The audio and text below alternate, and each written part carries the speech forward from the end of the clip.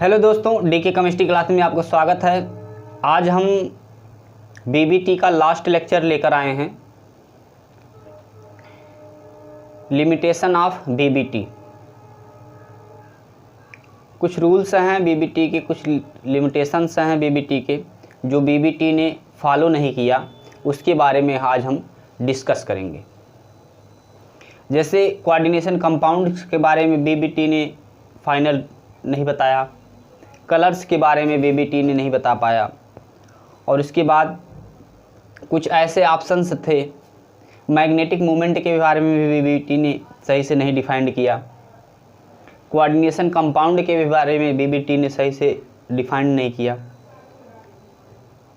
तो बीबीटी कुछ पॉइंट्स पर फेल हो गया, तो लास्ट में आवश्यकता पड़ा सीएफटी की। तो इसके बाद जो टॉपिक हम बताएंगे वो सीएफटी के बारे में बताएंगे आपको डिटेल से।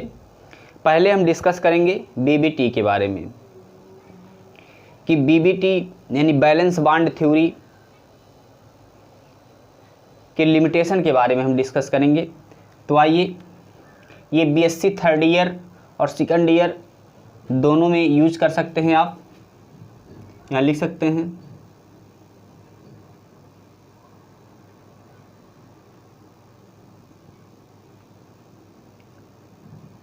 सेकंड एंड थर्ड, बीएससी के दोनों पार्ट में यूज कर सकते हैं आप। इंटर में भी कुछ पॉइंट्स दिए गए हैं इससे रिलेटिव, तो आइए इस पर डिस्कस करते हैं।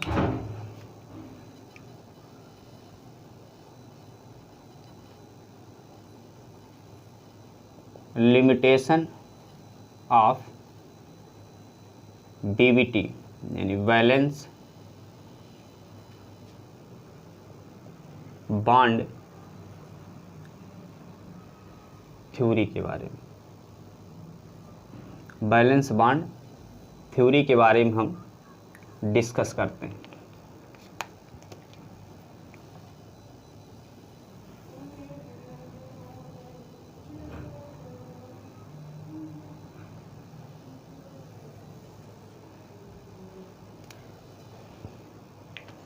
बैलेंस बॉन्ड थ्योरी, पहला पॉइंट नोट करेंगे।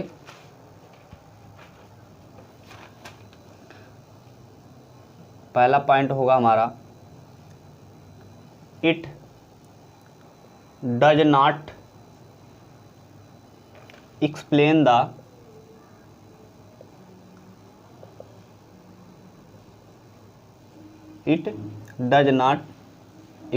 The value of magnetic moment. जो मैग्नेटिक मोमेंट की एग्जैक्ट वैल्यू होती है, therefore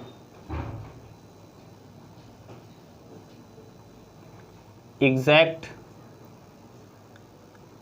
value of magnetic moment की जो वैल्यू होती है 4.3 से लेकर, लिख सकते हैं 4.72 5.2 BM यानी बोहर मैग्नेटॉन, इतनी एग्जैक्ट वैल्यू होती है, जो कि बीबीटी ने अभी तक ये वैल्यू नहीं दिया। तो यहाँ से लिख सकते हैं, but according to BBT the balance bond theory of magnetic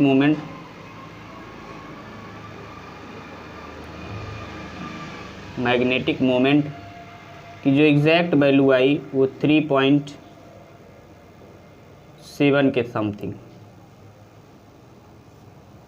इतनी वैल्यू आई।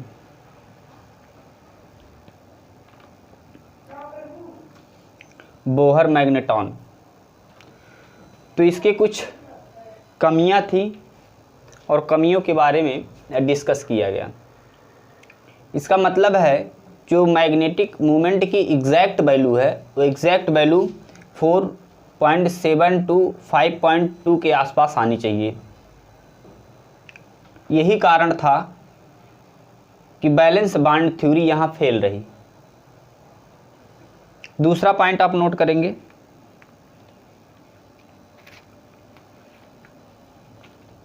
दूसरा पॉइंट है it does not explain the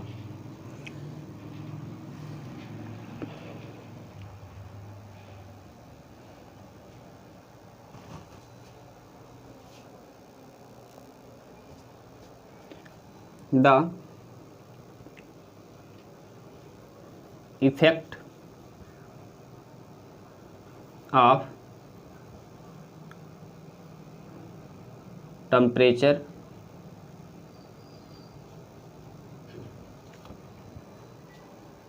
on magnetic moment।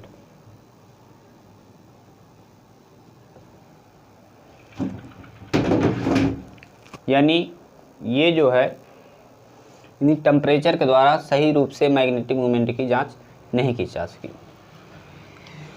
और दूसरा पॉइंट, अगला पॉइंट हमारा तीसरा point, it does not explain the strong field and weak field ligand। यानी जो बैलेंस बांड थ्योरी था ये स्ट्रांग फील्ड और वीक फील्ड लिगेंड के बारे में भी डिस्कस नहीं कर पाया सही से। तो कुछ इसके पॉइंट्स थे, पॉइंट्स आप नोट करेंगे। अगले पॉइंट्स में बढ़ते हैं, इसको नोट करेंगे आप, इसको नोट कर लिए होंगे आप। आगे बढ़ते हैं, चौथा point,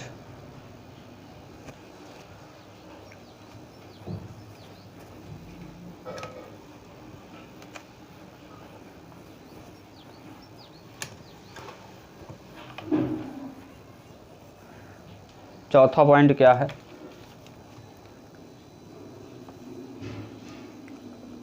it does not explain the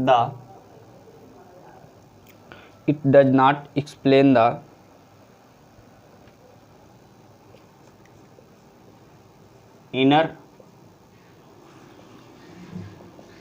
orbital and outer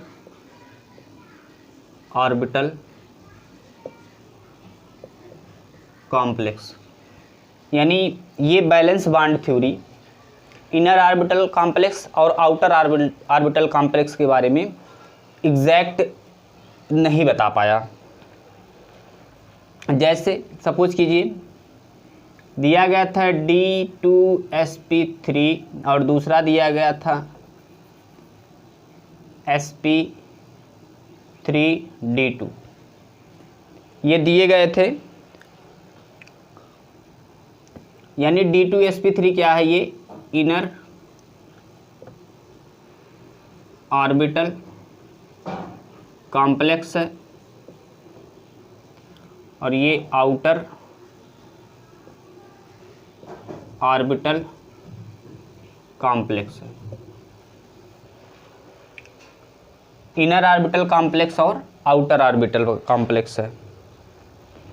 inner orbital जो कॉम्प्लेक्स है इसकी जो स्पिन होती है वो होती है लो स्पिन और आउटर की स्पिन क्या होती है? High spin.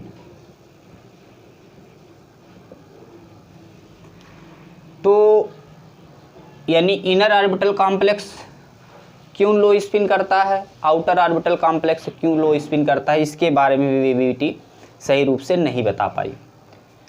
पांचवा पॉइंट नोट करेंगे,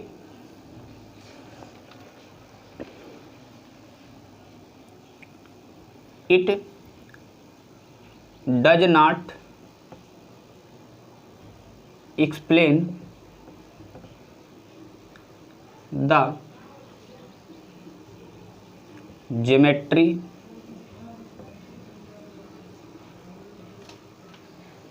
ऑफ कोऑर्डिनेशन कंपाउंड।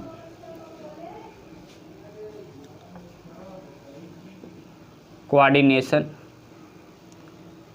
कंपाउंड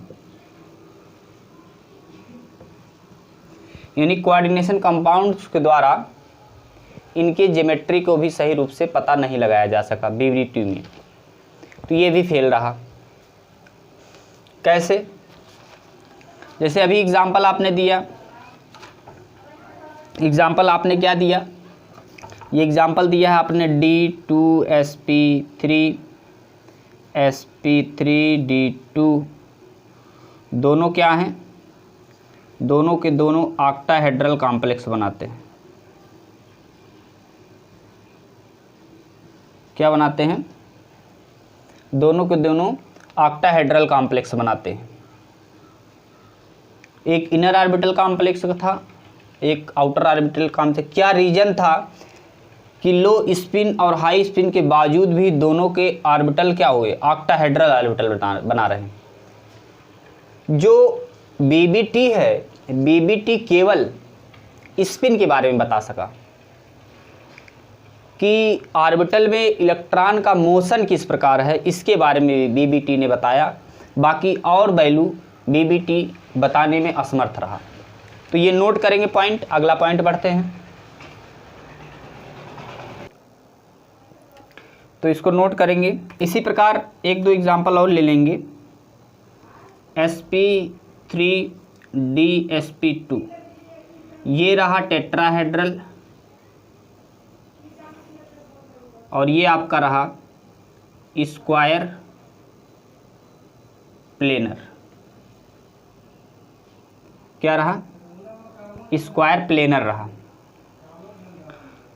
इसी प्रकार आपका DsP2 था और sp3 था। ये दोनों, इनके बारे में एग्जैक्ट वैल्यू नहीं पता चल पाया। या आप यहाँ अगला एग्जाम्पल देख सकते हैं, एक एग्जाम्पल और देख सकते हैं। DsP3 या sp3D ये दो थे। ये आपका था ट्राइगोनल बाई पिरामिडल और ये आपका था स्क्वायर पिरामिडल। तो ये कुछ बातें थी, इनमें भी ये असमर्थ रहा बताने में। अगला पॉइंट देखेंगे,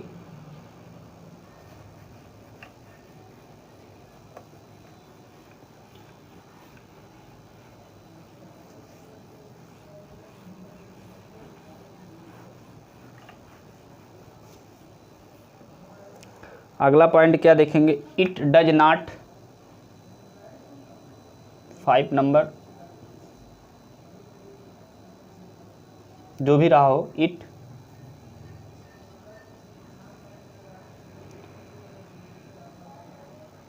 does not explain the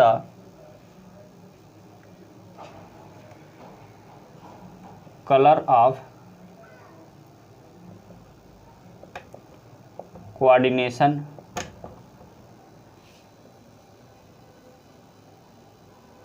compound.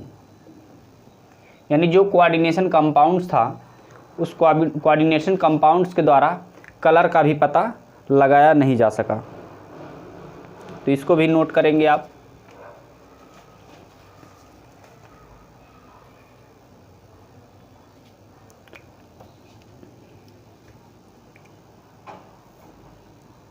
6वां point, it does not explain the stability, यानी इनकी स्टेबिलिटी के भी बारे में ये पता नहीं लगा सका कि इस ऑर्बिटल की स्टेबिलिटी क्या है, इन ऑर्बिटलों की स्टेबिलिटी क्या होगी। तो स्टेबिलिटी दो प्रकार से होते हैं। पहला जो होता है वो होता है थर्मोडायनामिक और दूसरा जो होता है काइनेटिक। तो स्टेबिलिटी दो होते हैं।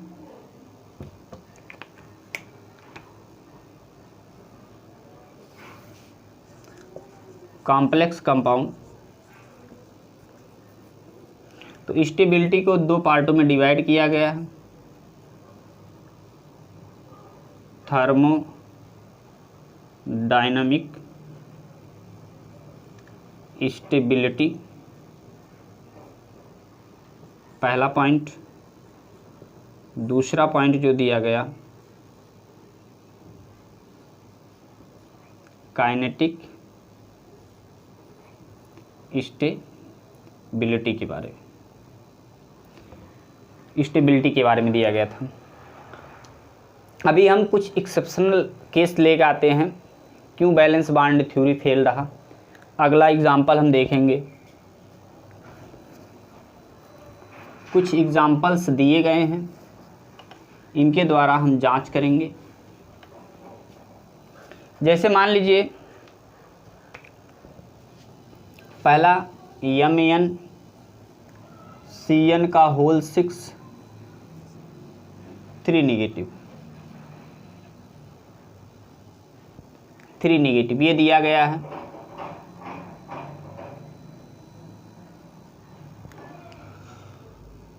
यहाँ Cn क्या है, एक स्ट्रांग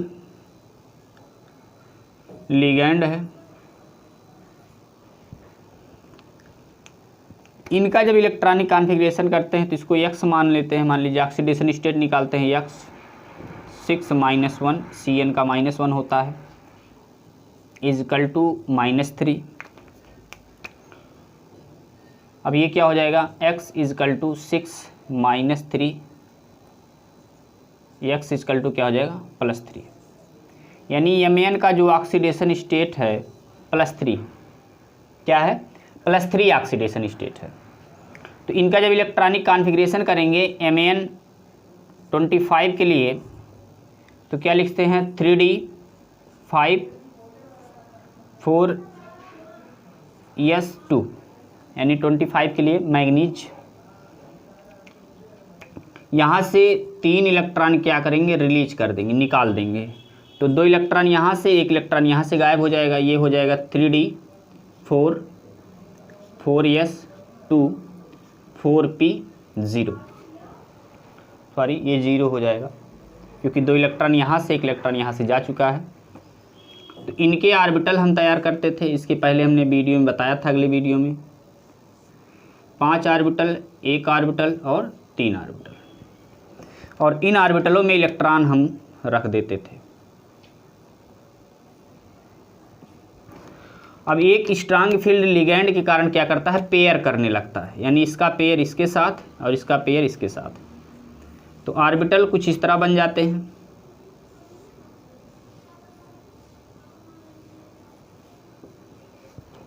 इनके बारे में हमने बताया था dxy, dyz, dzx, dx² - y² और dz², px, py and pz के बारे में बताया था।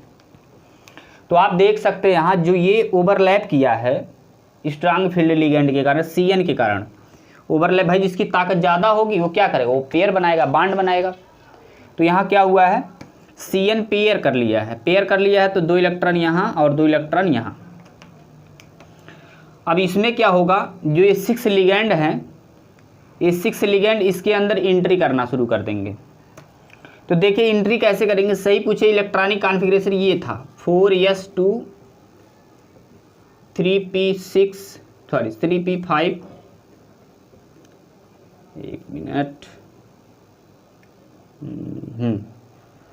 4s2 3p5 4p0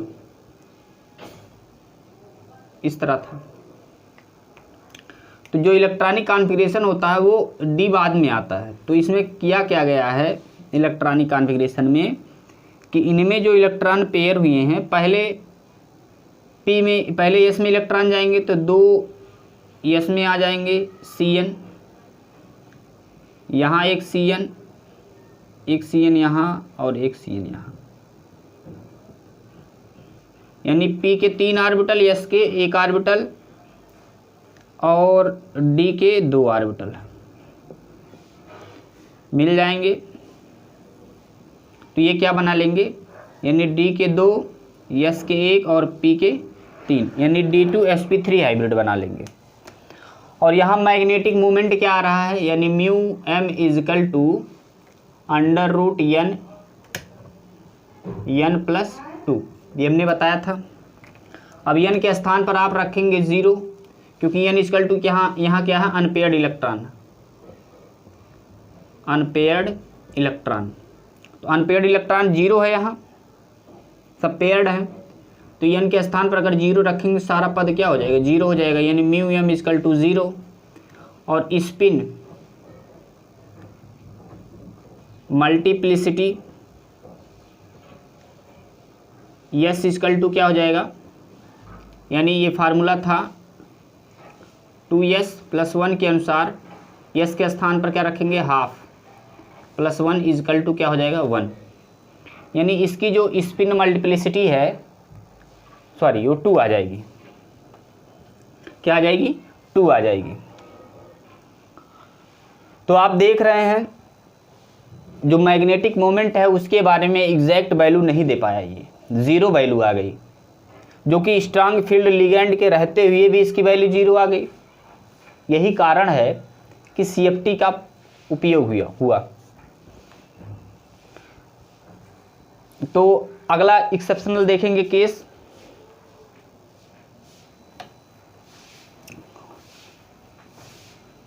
अगला हम लिखेंगे CuNH3 का होल 4 SO4। इसको अलग पार्टों में तोड़ेंगे तो ये आपका बन जाएगा, हमने इसके पहले बताया था 2 सल्फर यहाँ, यानी सल्फर यहाँ से रिलीज होंगे तो ये क्या हो जाएगा, CuNH3 का होल 4 2 प्लस SO4 2 नेगेटिव।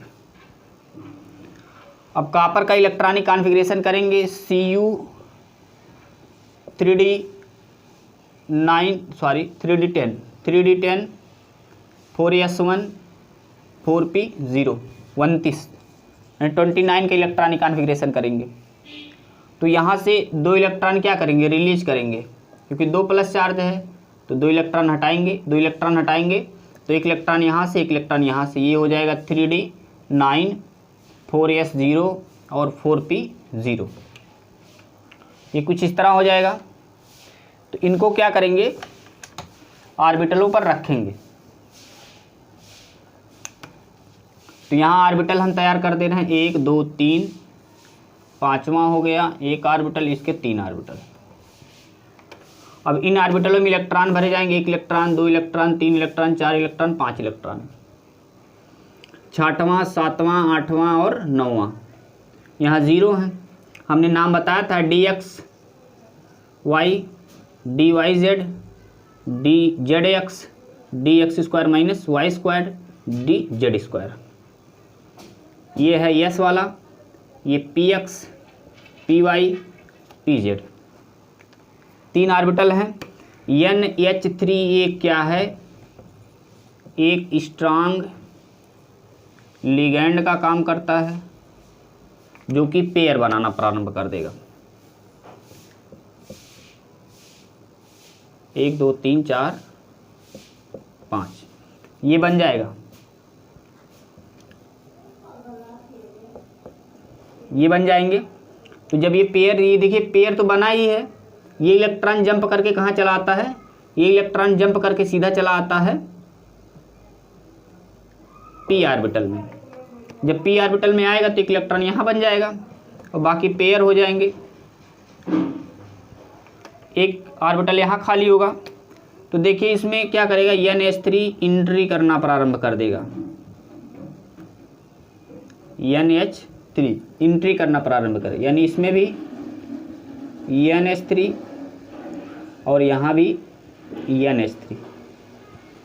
तो आप देख सकते हैं D के एक ऑर्बिटल, S के एक ऑर्बिटल और P के 2 ऑर्बिटल। तो क्या बना लिए, DsP2 हाइब्रिड।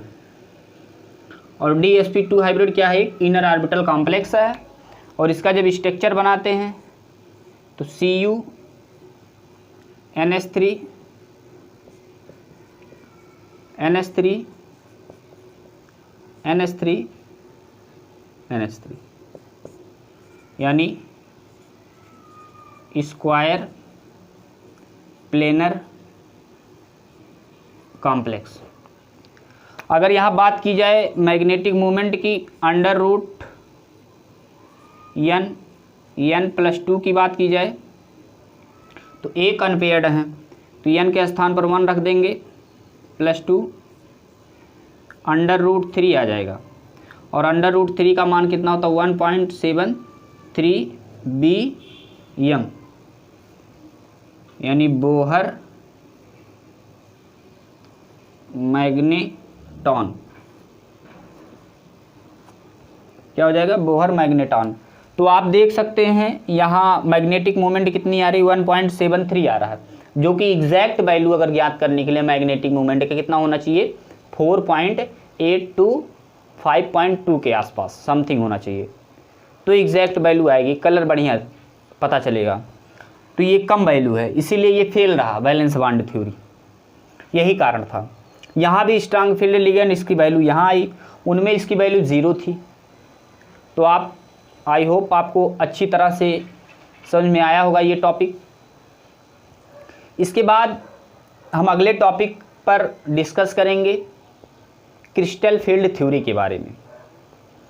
किसके बारे में, क्रिस्टल फील्ड थ्योरी के बारे में। यही कारण रहा कि क्रिस्टल फील्ड थ्योरी की आवश्यकता पड़ी, यानी CFT,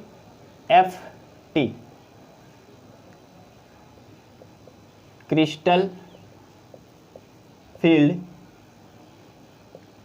थ्योरी। यही कारण रहा, क्रिस्टल फील्ड थ्योरी की आवश्यकता पड़ी। और क्रिस्टल फील्ड थ्योरी की आवश्यकता इसलिए पड़ी क्योंकि क्रिस्टल फील्ड थ्योरी में मैग्नेटिक मोमेंट, कलर फॉर्मेशन और ऑर्बिटल,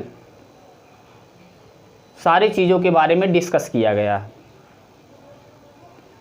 सन 1931 में इसके बारे में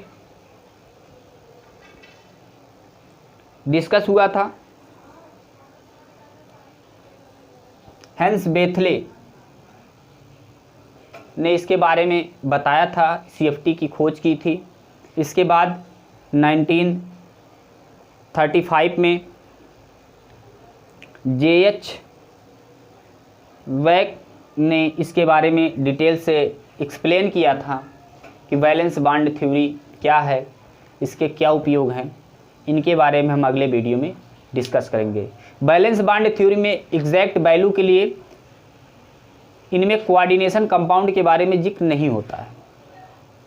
वैलेंस बॉन्ड थ्योरी में आयनिक बॉन्ड के बारे में डिस्कस होता है। जो आयनिक बॉन्ड होता है वो आयनिक बॉन्ड किस प्रकार बनते हैं, या डाइपोल के बारे में डिस्कस किया गया है। Strong field, weak field ligand के बारे में एग्जैक्ट वैल्यू पता चला कि स्ट्रांग फील्ड लिगेंड में क्या होता है और वीक फील्ड लिगेंड में क्या होता है। स्ट्रांग फील्ड लिगेंड जिसके साथ जुड़ता है उसके बीच यानी उसके दो लेवल, दोनों लेवल में उसको डिवाइड किया गया है। T2G लेवल, एक ईजी लेवल।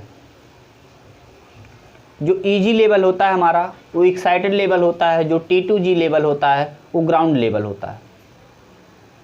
और इनके बारे में डिटेल से डिस्कस किया गया है। गैप कहाँ ज़्यादा पाया जाए, maximum gap strong field ligand में पाया जाता है और minimum gap weak field ligand में पाया जाता है। तो ये तमाम सारी बातें हम अगले वीडियो में डिस्कस करेंगे आपसे। तो आई होप हमारा वीडियो आपको अच्छा लगा हो। वीडियो अच्छा लगा है तो लाइक करें, सब्सक्राइब करें, बेल आइकन को दबाएं। पुनः हम नए वीडियो के साथ पुनः मिलेंगे, जो कि मोस्ट इंपॉर्टेंट टॉपिक है एग्ज़ाम के व्यू से, क्रिस्टल फील्ड थ्योरी। आप अंसाल में कई बार रिपीट करके क्वेश्चन आया है। तो वीडियो को लाइक करें, सब्सक्राइब करें, बेल आइकन को